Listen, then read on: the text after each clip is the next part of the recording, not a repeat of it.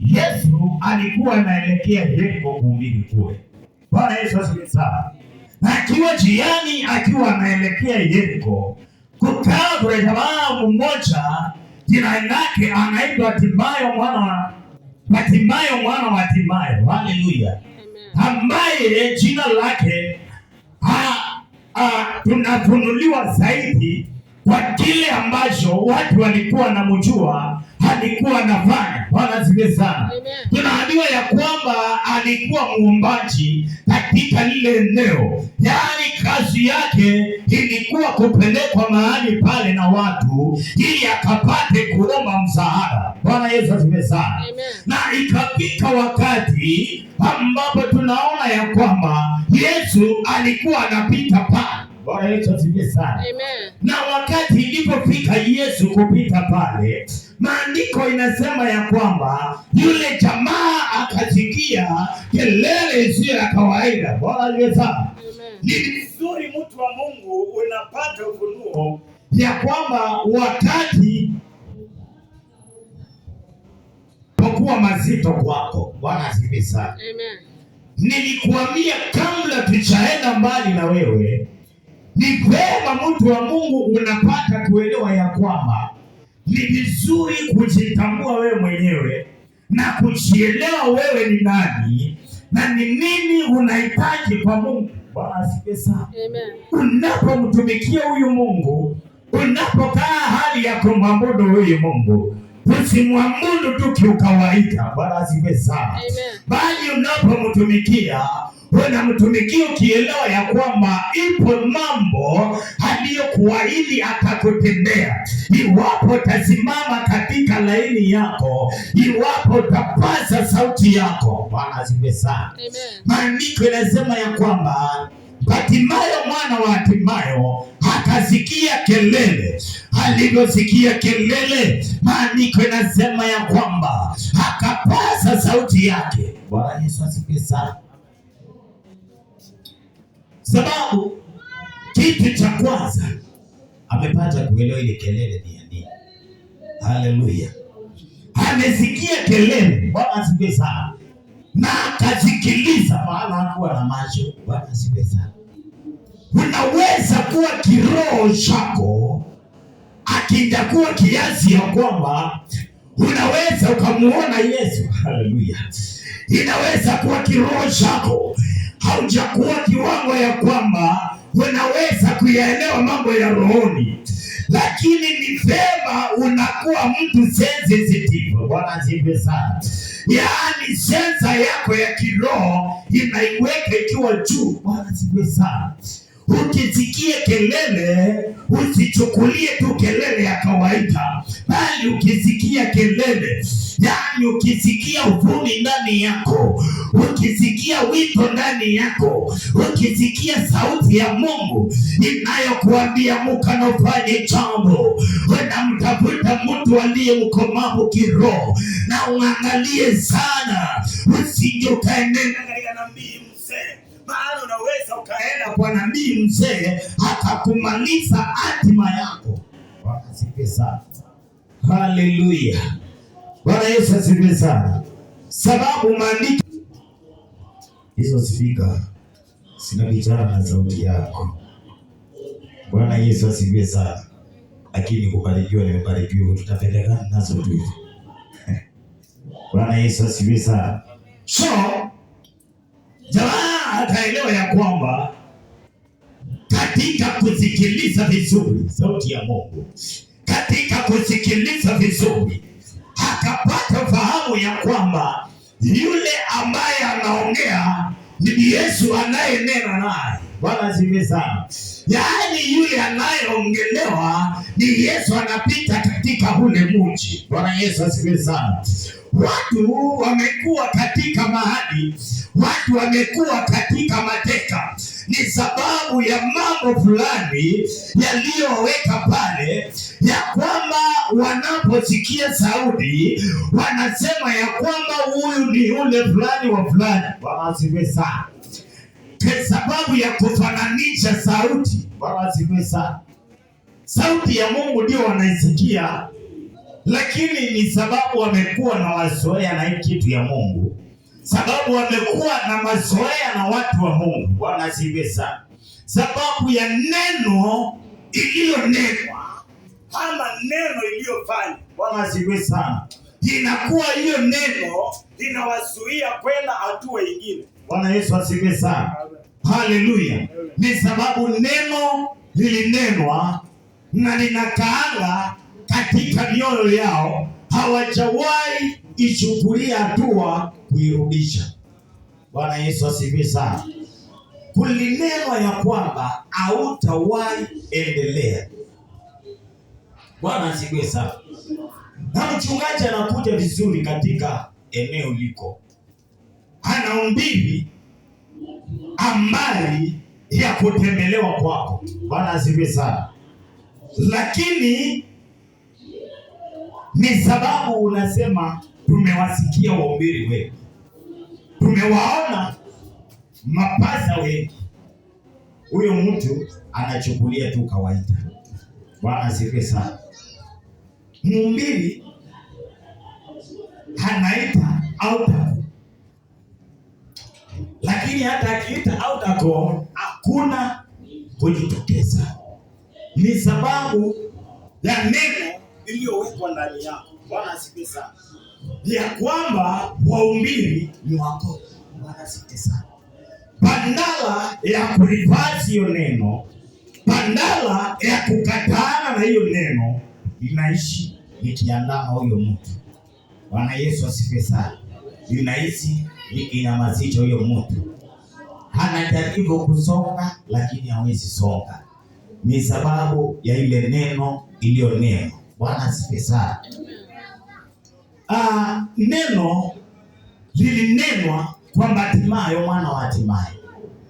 Watu wanamwambia anyamaze. Bwana asifiwe sana. Anajaribu kumuita Yesu lakini wanamwambia nyamaza. Bwana Yesu asifiwe sana. Sijui yule ninayeongelea ako hapa ama ako hapa hivi anasikia sauti yangu, lakini mtu wa Mungu, nimekuja nikuambie ya kwamba ni vema kuchukua hatua ya maisha yako, kujichungulikia maisha yako mwenyewe. Bwana Yesu asifiwe sana. Bartimayo watu wanamnyamazisha. Bwana Yesu asifiwe sana. Watu wanamnyamazisha, na ni sababu ya hali aliyokuwa nayo. Bwana asifiwe sana. Bartimayo mwana wa Timayo hakukubali kunyamaza. Bwana Yesu asifiwe sana. Lakini sababu ya vyeo, Bwana Yesu asifiwe sana, sababu ya vile watu wanakujua, sababu ya kile ufanyacho katika dunia hii. Bwana asifiwe. Wakati neno lako linanenwa, unakaa mahali pale, unakosa kuchukua hatua, ni sababu wewe ni mwokovu fulani. Bwana Yesu asifiwe sana. Na jamaa alikuwa anaitwa Gideoni, ambaye alikuwa Gideoni alisema, ambaye alikuwa mkuu. Bwana asifiwe sana. Na wakati mmoja Yesu akatembea katika kijiji chao. Bwana asifiwe sana. Na yule jamaa akasikiliza vile Yesu anahubiri. Bwana asifiwe sana. Vile Yesu anapeana ujumbe, akapata kuelewa ya kwamba huyu akosi kuwa ni mwana wa Mungu. Bwana asifiwe sana. Na ni sababu ni mwana wa Mungu, nitajisongeza. Bwana asifiwe sana. Akatafuta muda wake. Bwana asifiwe. Wakati wakuu wengine wamelala, akapata kumwendea Yesu usiku. Akamwambia kwamba nimesikia yale maneno ulikuwa unafundisha, na ile ujumbe ulikuwa unahubiri, haikosi kuwa wewe ni mwana wa Mungu. Bwana asifiwe sana. Na hapo unasema kuzaliwa mara ya pili. Ningependa kujua mtu mkubwa kama mimi, naweza rudi aje kwa tumbo ya mama yangu ili nipate kuzaliwa tena? Bwana asifiwe sana. Lakini Yesu akamwambia Bible shairi ya kwamba Ile kuzaliwa linazungumzia sio kuzaliwa kwa mwili na damu. Bwana Yesu asifiwe sana. Amen. Lakini ni kuzaliwa ndani ya roho. Bwana Yesu asifiwe. Kwa maji. Bwana asifiwe. Yaani ubatizo. Bwana Yesu asifiwe sana. So, jamaa akapata ukombozi wake kwa kunyenyekea na kupata kujielewa. Bwana asifiwe sana. Amen. Mtu wa Mungu, nimekuja nikuambie ndipo upate kuyarejesha maneno mengine. Bwana asifiwe sana. Lazima unachukua hatua ya kivyako ya imani. Bwana asifiwe sana. Amen. Ndio watu wananena kiwango hiki haujafikia. Bwana asifiwe sana. Lakini sababu kama vile mhubiri ametuambia asubuhi, unajua ya kwamba yule aliyekuita juu zaidi ya yale ambayo unayaona. Bwana asifiwe sana. Unajisimamisha mwenyewe kwa imani yako na Mungu anapata kusimama na wewe. Jina la Bwana lipewe sifa. Amen.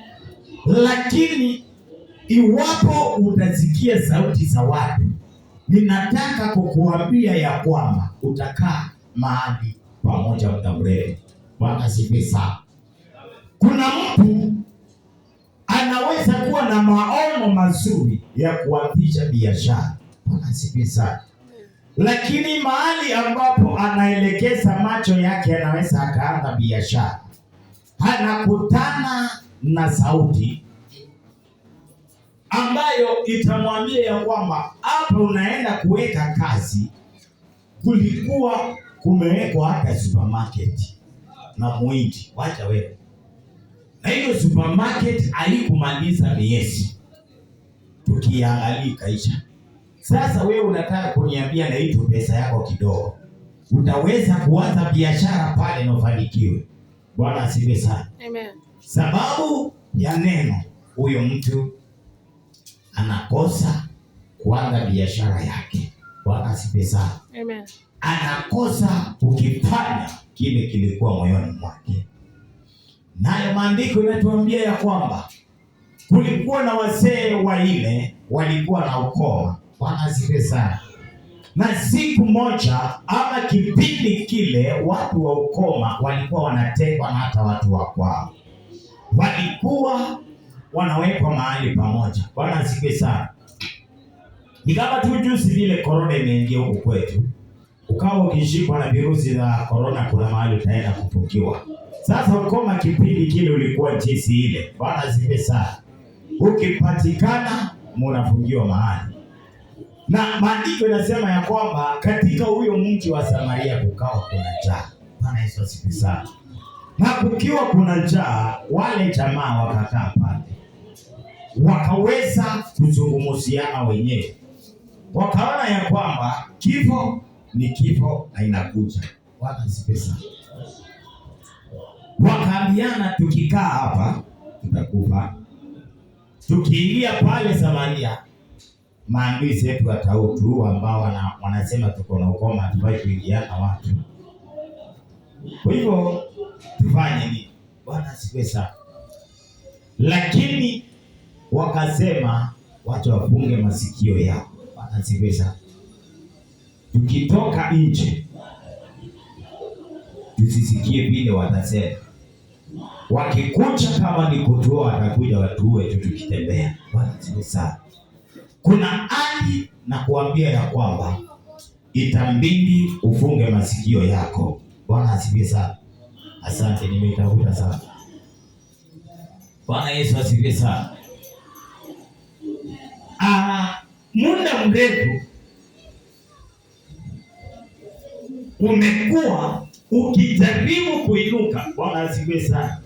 Sauti inakuongelesha, ukoo wa kwetu ni nani amewahi fanya hiki nataka kufanya. Bwana asifiwe sana. Haleluya. Kwa ukoo wa kwetu Isa Kibaki, kwa ukoo wa kwetu unafikiria kuhusu hiyo area, unaona ile jua imewaka hapo. Bwana asifiwe sana. vile watu wa huko, vile juju yako amekuwa kuuza mboga tu. Na wewe maybe unawaza kwenda kufungua supermarket hapo. Unaona kuna jamaa alikuwa anaitwa Gaisa, bwana Jibisa. Wakati mapepo ilimtoa huko mbio arudi kusimamia huko mwingi. Bwana Yesu asifiwe sana. So, unajaribu kuangalia, unasikia Roho anakuambia katika huyo mji hakuna kitu chochote kinaweza fanyika. Bwana asifiwe sana. Juzi nikawa tu naenda nyumbani. Bwana asifiwe. Na nikapiga stage kukawa kuna shida ya magari sana. Na nikaongea na jamaa mmoja. Nikamuuliza, nimeacha tu juzi umenunua gari mingi huko. Tunatafuta tutaenda na gari. Imekuwa aje imebaki tena gari moja. Aniambia si yule mzee unamjua. Bwana asifiwe sana. Sasa nikataa magari. Zikaharibika zote saa hizi kwa paki kwa nyumba. Yesu asifiwe sana. Lakini nimwambia ningoje tu kidogo inakuja. Bwana asifiwe sana. Na ninaamini inakuja. Haleluya. Si kukubaliana ya kwamba kuna mzee anayetawala. Lakini ile kitu najua mimi ninakuja kutawala. Na ninaenda. Haleluya. Wewe maisha hata ikuwa aje baba yako yuko mbele. Bwana Yesu asifiwe sana. Na hivi juzi utaona. Haleluya. Maneno walioinena haifai kukufungia kufanya kile unaweza ukafanya.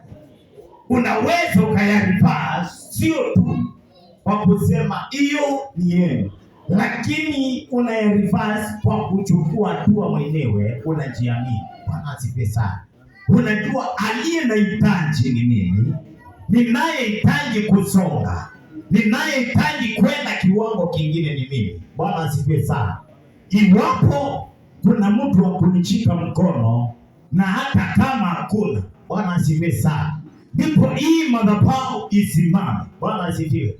Juzi jana sio basi alikwambia ya kwamba niliwapelekea habari na wakaniambia saa hii tumeshikana sana mtume, unaweza ukangojea tuone kama mwaka inakuja tutaenda na wewe. Bwana asifiwe sana. Lakini sababu hii kitu ni ya Mungu si yako, nikwambia sauti ya Mungu inaniambia sina budi kwenda. Nikikaa hapa tutakufa. Bwana asifiwe sana. Haiko juzi hiyo kanisa limekaa hivyo sababu ya kitu kingine. Ni sababu. Asante kwa hiyo ujumbe ulio asubuhi. Yaani unaangalia majira. Bwana Yesu asifiwe sana. Kama mimi nilikuwa na opportunity ya kuangalia baba yangu wa kiroho. Sasa wasili ambacho ungetaka akufanyie. Bwana asifiwe sana.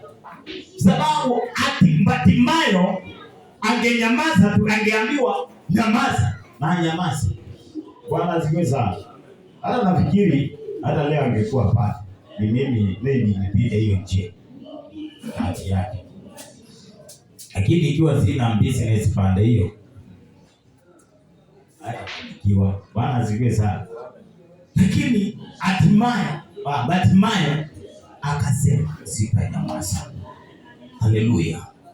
Liwalo na liwe. Akapaza sauti yake. Bwana asifiwe sana. Halikuwa anasema Yesu nihurumie. Akaambiwa nyamaza. Yesu nihurumie. Nyamaza. Yesu nihurumie. Bwana asifiwe sana. Nami nimekuja nikwambie kila utakaposikia hiyo sauti. Sauti zingine asikuwaji mbali sana. Bwana asifiwe sana. Kuna mengine ni maneno iliyonenwa mahali. Bwana asifiwe sana. Hiyo ujui maisha, lakini nitakwambia. Kuna mzee fulani alisema hakuna wahi ingia chuma katika hiyo kopo. Kwetu kulisemekana hivi na hivi. Bwana asifiwe. Kwa hivyo haiwezekani. Hiyo hali inakunyamasisha. Wengine wako na sauti ya kwamba watu wao ama mboma zao hakujawahi oleka mtu. Bwana asifiwe sana. Ama yule mtu amekuoa, unajua ya kwamba kwao hakujawahi oleka mtu akakaa. Na sababu hiyo sauti inakuongelesha. Bwana asifiwe sana. Huko tu kwa ndoa, lakini nasikia furugu kidogo, unaona ya kwamba tunaweza tukaashana, sababu si huku ni mimi tu ni kufadoa. Bwana asifiwe sana. Lakini mtu wa Mungu, mpaka ifike ile zamu utasema ya kwamba hadi ni yangu. Bwana asifiwe sana. Lazima nichukue hatua mwenyewe na nipande. Bwana asifiwe. Naye Mungu atatangulia sauti yako. Twende hapo mbele.